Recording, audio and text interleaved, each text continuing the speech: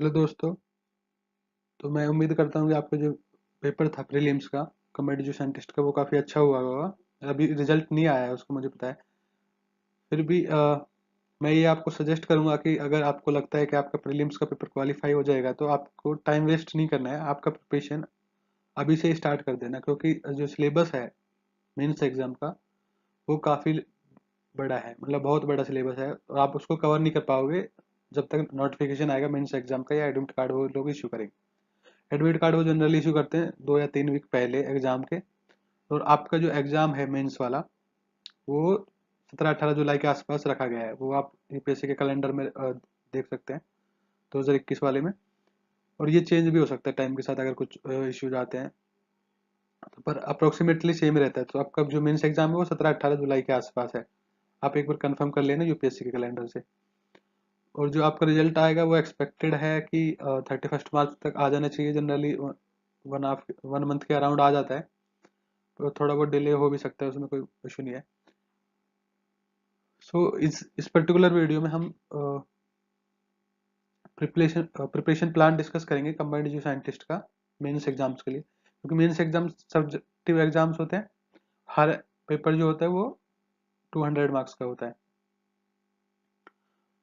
तो आपको क्या करना है कि हर एग्जाम के अंदर, हम सिलेबस पहले ही डिस्कस कर चुके हैं इसका, तो आप सिलेबस डाउनलोड कर लेंगे यूपीएससी की साइट से और आप देखेंगे कि हर पेपर जो है आपके, जैसे जियो फिजिक्स में 3 पेपर होने हैं, पेपर 1, पेपर 2 एंड पेपर 3 में आपको हर पेपर में 8 सब्जेक्ट्स पढ़ने पड़ेंगे। तो इसका जो सिलेबस है वो बहुत बड़ा है, तो इसलिए मैं आपको सजेस्ट कर रहा हूँ कि आप प्रिपरेशन इसका अभी से स्टार्ट कर दें। तो इस पर्टिकुलर वीडियो में हम डिस्कस करेंगे पहले कि आपका पेपर का फॉर्मेट क्या रहता है जनरली और क्या रहने वाला है अप्रोक्सीमेटली, अजम्पशन है। उसके बाद किस टाइप के क्वेश्चंस पूछे जाते हैं फिजिक्स और जियो फिजिक्स दोनों में, वो हम देखेंगे। उसके बाद हम देखेंगे कि आपका जो आंसर कॉपी होगी वो किस टाइप की आंसर कॉपी आपको वहाँ पे मिलेगी। उसके लिए आपको क्या क्या करना पड़ेगा, आपको मतलब आंसर किस तरह से देना है, वो भी हम लास्ट में इस वीडियो को डिस्कस करेंगे। लास्ट में कुछ रेफरेंसेस बुक्स हैं, वो भी काफ़ी फंडामेंटल बुक्स हैं और वहाँ से अगर आप पढ़ोगे तो आपके लिए काफ़ी हेल्पफुल रहेगा। तो हम इस वीडियो को स्टार्ट करते हैं और सबसे पहले अभी देखते हैं कि जो आपका पेपर है उसका फॉर्मेट जनरली क्या रहता है। तो ये जो है वो 2020 के जियो फिजिक्स पेपर 1 का स्क्रीनशॉट है। तो आपका जो पैटर्न रहने वाला है 2021 का जो मेंस एग्जाम होगा उसका एक्सपेक्टेड है कि सेम ही पैटर्न रहेगा। फिर भी आपको एक बार इंस्ट्रक्शन देख लेना वहाँ पे। यूपीएससी के एग्जाम में मैं पर्टिकुलरली आपको सजेस्ट करूंगा कि आप इंस्ट्रक्शंस के अकॉर्डिंग ही चलें तो ज़्यादा बेटर रहेगा, नहीं तो आपको पेनल्टी किसी न किसी फॉर्म में लग जाएगी। तो एंड जो दूसरा पॉइंट है इसका वो ये है कि इस पेपर, जो सब्जेक्टिव पेपर्स होते हैं इनमें नेगेटिव मार्किंग नहीं है, तो आपको सारे क्वेश्चन जो है वो अटेम्प्ट करने जितना आप कर सकें। टाइम आपके पास 3 घंटे का होता है और मैक्सिमम मार्क्स आपके 200 होते हैं। तो आपका जो पैटर्न रहता है वो कुछ इस तरह से रहता है कि आपके पास 2 सेट आते हैं, सेट ए सेट बी। और नॉट सेट, एक्चुअली हर पेपर में 2 सेक्शंस आते हैं, section A and section B. हर सेक्शन में आपके पास 5 क्वेश्चन होंगे, राइट। हर सेक्शन का आपका फर्स्ट क्वेश्चन और हर सेक्शन का आपका फर्स्ट क्वेश्चन जो होगा वो कंपलसरी होगा। मीन्स कि सेक्शन ए का जो फर्स्ट क्वेश्चन है वो आपका कंपलसरी है और सेक्शन बी का जो फर्स्ट क्वेश्चन है वो भी आपका कंपलसरी है। इनके आंसर तो आपको करनी है। बाकी बच के जो 8 क्वेश्चन हैं आपके पास, टोटल 8 क्वेश्चन आते हैं, उनमें से 2 कंपलसरी हो गए फर्स्ट क्वेश्चन हर सेक्शन के। उसके बाद बाकी 8 में से आपको हर सेक्शन में 2 अटेम्प्ट करने हैं। तो टोटल आपको जो क्वेश्चन करने हैं वो आपको करने हैं 6 एक पेपर में आउट ऑफ 10। हर सेक्शन में आपको 3 क्वेश्चन अटेम्प्ट करने हैं और एक क्वेश्चन कंपलसरी है। और हर क्वेश्चन का अप्रोक्सीमेट जो मार्किंग होती है वो 40 के आसपास होती है। उसमें सब पार्ट्स भी होते हैं, वो हम एक पेपर का जो नेक्स्ट थोड़ी देर में भी देखेंगे कि किस तरह से पार्ट्स में डिवाइड होते हैं क्वेश्चंस और उनके मार्क्स जो होते हैं उनके सामने दिए होते हैं। तो आपको ये चीज़ याद रखनी है कि पेपर में सिर्फ 6 क्वेश्चंस करने हैं, पहला क्वेश्चन कंपलसरी है और बाकी में आपको चॉइस है। तो आपको सारे क्वेश्चंस करने पर इंस्ट्रक्शंस के अकॉर्डिंग करने हैं। ऐसा नहीं करने कि आपको ए सेक्शन के आपने सारे 500 क्वेश्चन कर दिए और बी सेक्शन का सिर्फ एक क्वेश्चन किया, तो आपको मार्क्स नहीं मिलेंगे। आपको इंस्ट्रक्शंस के अकॉर्डिंग करना है, हर सेक्शन में 3 करना है और पहला क्वेश्चन जो है वो कंपलसरी करना है। उसके बाद पेपर जो होगा वो आपका सिर्फ इंग्लिश में आएगा, तो आपको वहाँ पे कोई ट्रांसलेटेड वर्जन नहीं मिलेगा। तो आपको मतलब आप अपने आप को ट्रेन कर सकते हैं कि किस तरह से आपको आंसर करने हैं, और आंसर भी आपको सिर्फ इंग्लिश में ही करने हैं। तो आप जितनी ज़्यादा प्रैक्टिस करोगे उतना ज़्यादा बेटर रहेगा, और टू द पॉइंट आंसर करोगे तो वो और भी ज़्यादा इफेक्टिव रहता है। एग्जामिनर जनरली ज़्यादा मार्क्स देता है मेरे हिसाब से। तो ये कुछ मेन चीज़ें थी। अभी हम देखेंगे जो पैटर्न है, मतलब जो कुछ क्वेश्चन है जनरली किस टाइप के क्वेश्चन पूछे जाते हैं। उसके बाद आप उनको उस टाइप के क्वेश्चंस को लिए किस तरह से प्रिपेयर कर सकते हैं, और फिर कुछ फंडामेंटल बुक्स भी हम लास्ट में देखेंगे। उससे पहले हम आपकी आंसर शीट जो है, आंसर शीट भी किस तरह की आपको मिलेगी वो भी डिस्कस करेंगे, और उसमें आपको किस तरह से आंसर करना है वो भी हम अभी डिस्कस करेंगे थोड़ी देर में।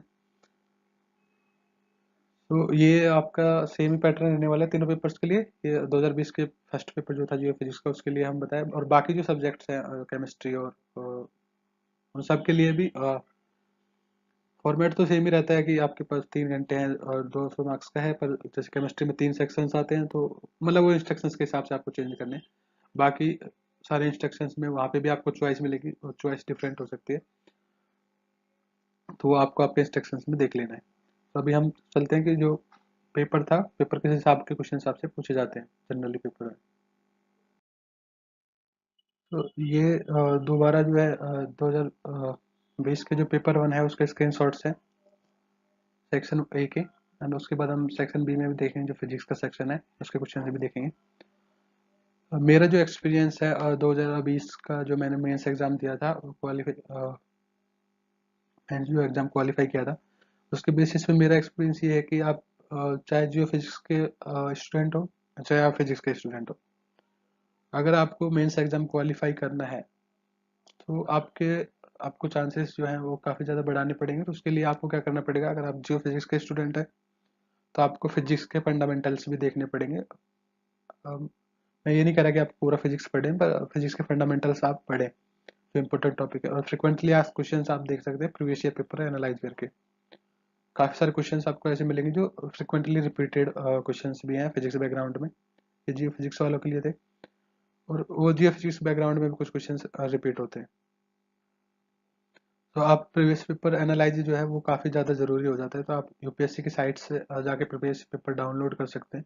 हम इस पहले भी एक वीडियो बना चुके हैं, और अगर आप उसको डायरेक्ट डाउनलोड कर सकते हैं, हम डिस्क्रिप्शन में एक लिंक डाल देंगे उसके लिए, तो आप वहाँ लिंक से डायरेक्ट जाके पेपर्स प्रीवियस ईयर पेपर सारे डाउनलोड कर लें कम्बाइंड जो साइंटिस्ट एग्जाम के, और उसको एनालाइज करें एक बार ढंग से कि कौन कौन से क्वेश्चन फ्रिक्वेंटली रिपीटेड हो रहे हैं।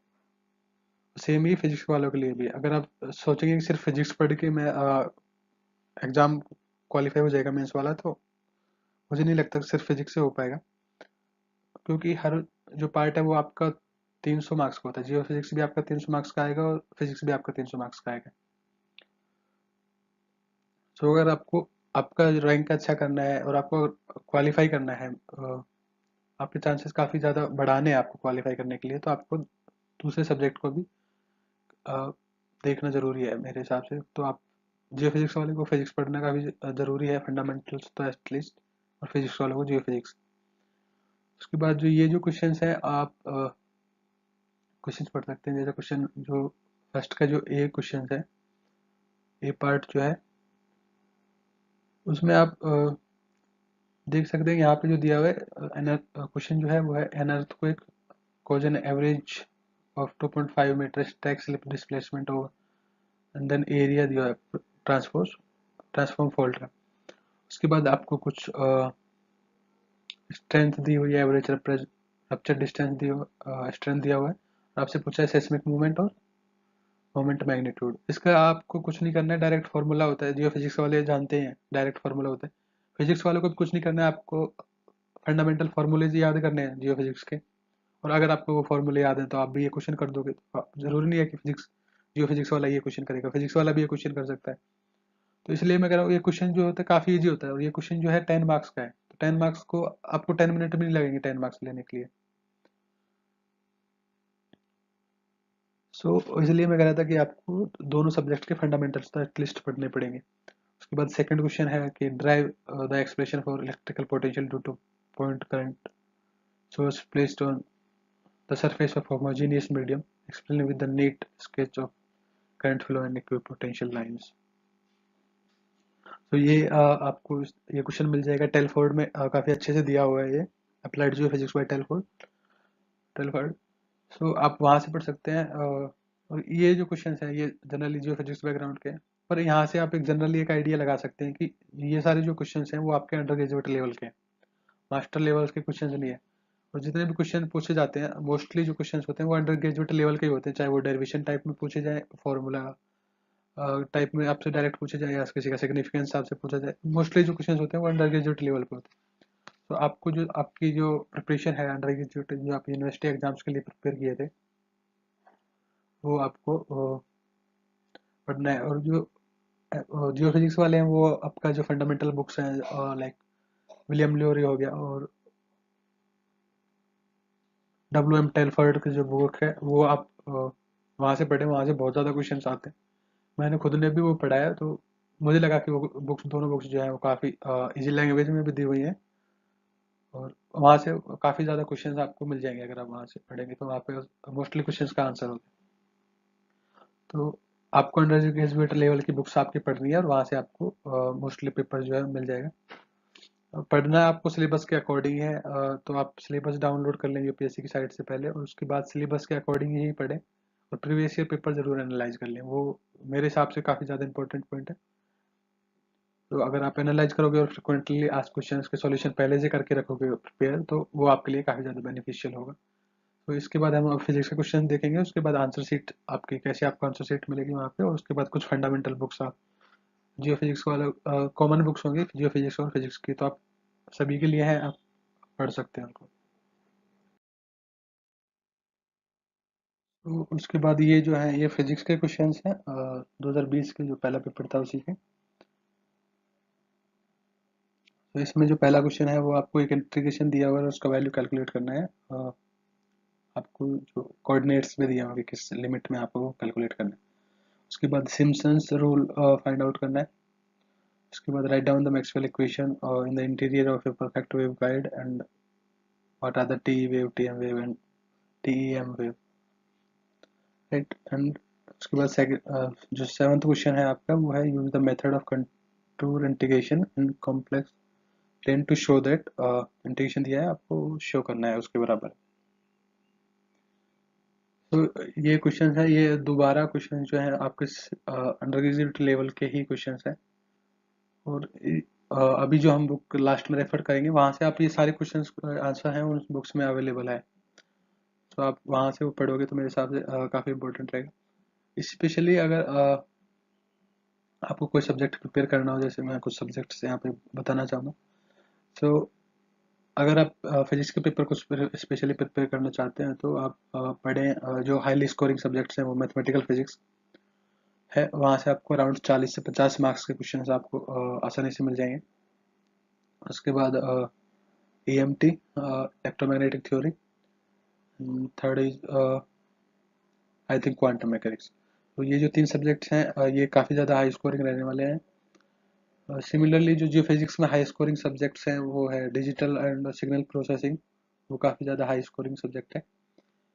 उसके बाद जो सेकंड सब्जेक्ट आता है वो जिसमें हम डिटेक्टर्स और मतलब nuclear physics and particular physics का जो पोर्शन है जो फिजिक्स के रेस्पेक्ट में जिसमें हम डिटेक्टर्स के को डिस्कस करते हैं, वो वाला पोर्शन काफ़ी ज़्यादा हाई स्कोरिंग होता है, वहाँ से क्वेश्चन जनरली आते हैं, सीधे सीधे क्वेश्चन आते हैं, तो आप वो पहले से प्रिपेयर करके चले जा सकते हो।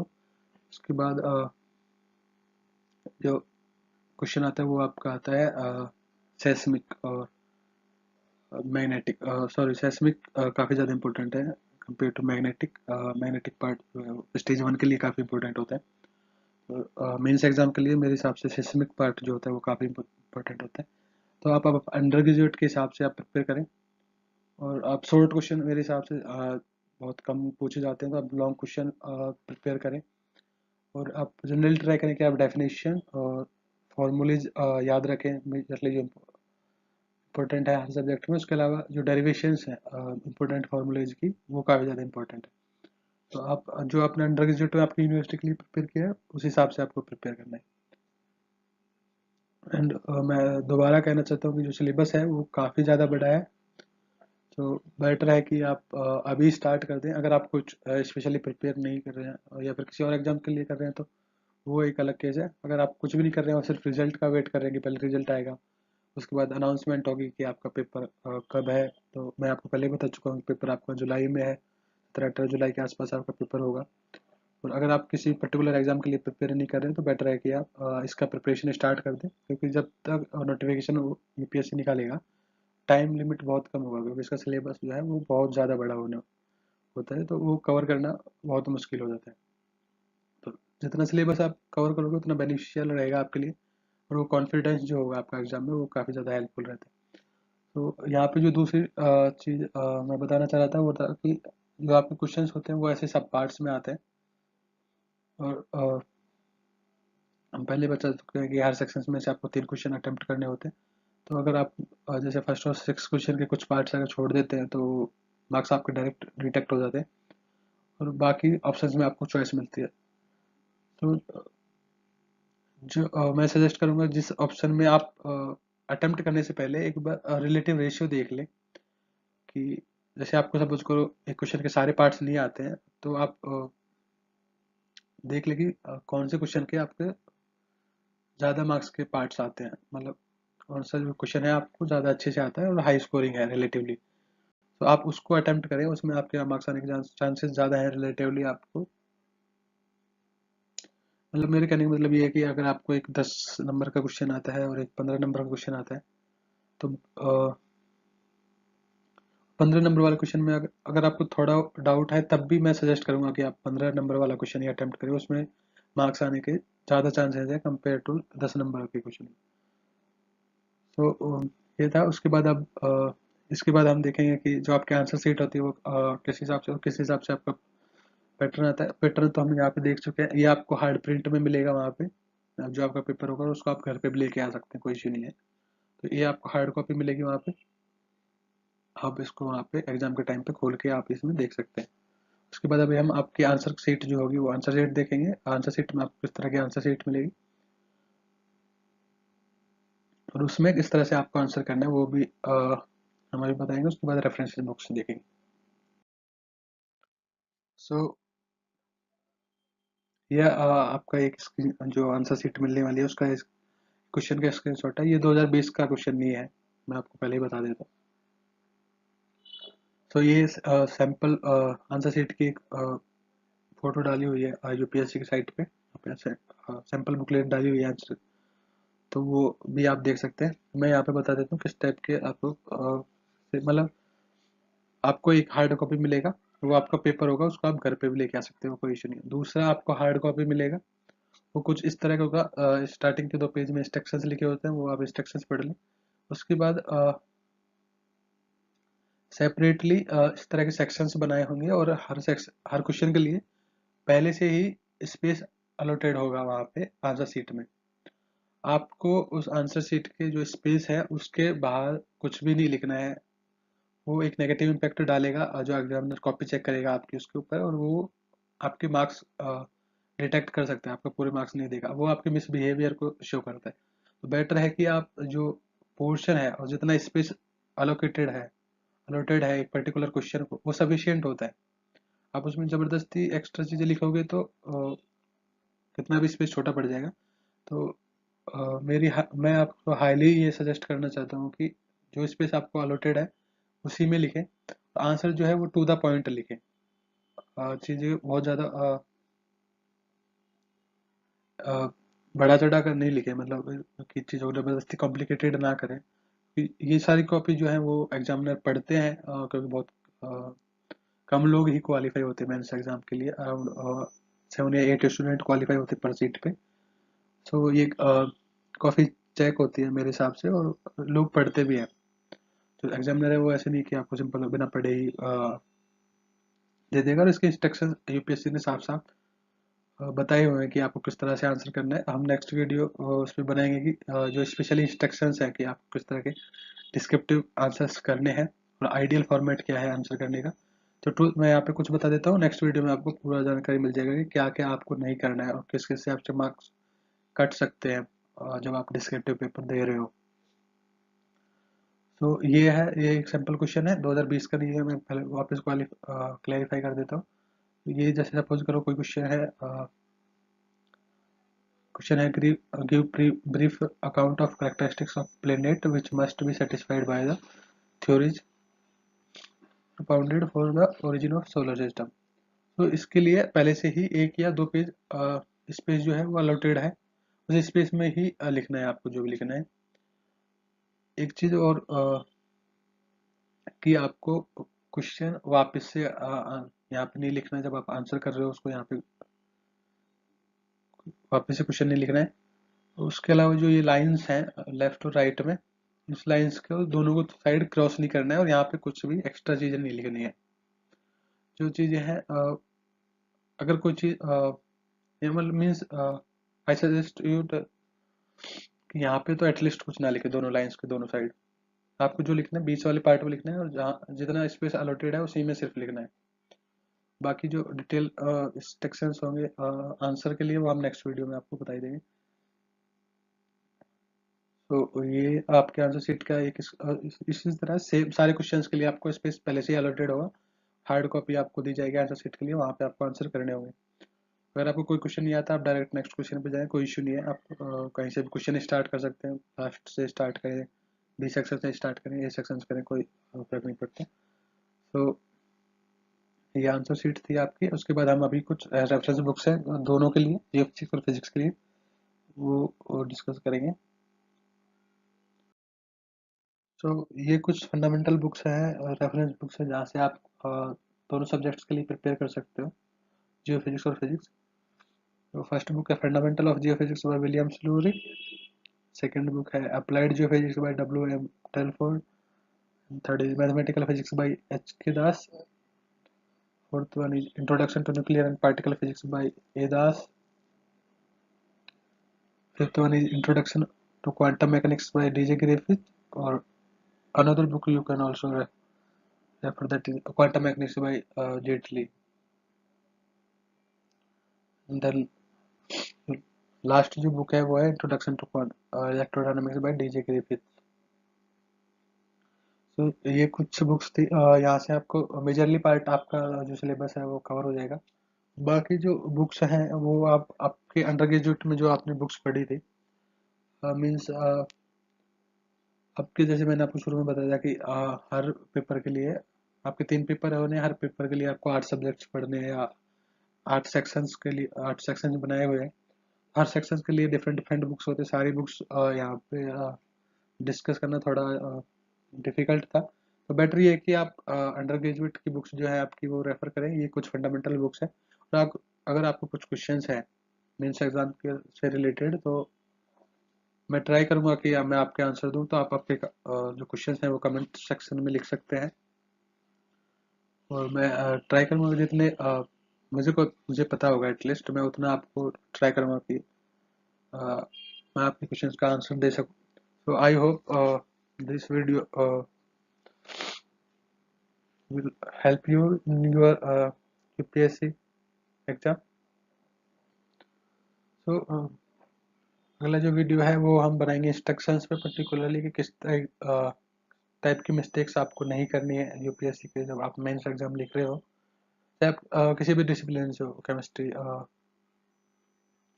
फिजिक्स, जियो फिजिक्स, जियोलॉजी, हाइड्रोलॉजी, या फिर आप यूपीएससी इवन सिविल सर्विसेज में वो कॉमन इंस्ट्रक्शंस यूपीएससी ने अपलोड किए हुए हैं अपनी साइट्स पे, तो हम वो सारे डिस्कस करेंगे नेक्स्ट वीडियो में। सो अगर आप इस चैनल पर नए हैं तो आप इस चैनल को सब्सक्राइब कर सकते हैं। हम यहाँ पे सारे जो ट्राई करते हैं कि जो फिजिक्स रिलेटेड एग्जाम्स है एटलीस्ट उनकी इन्फॉर्मेशन आपको टाइम टू टाइम दे दे रहे हैं। So thank you.